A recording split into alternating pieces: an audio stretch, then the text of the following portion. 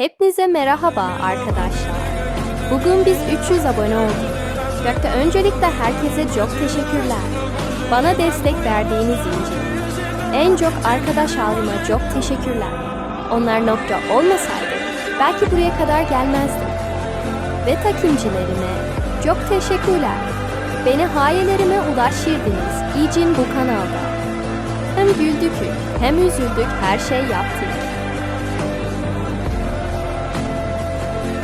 Neyse arkadaş, görüşürüz.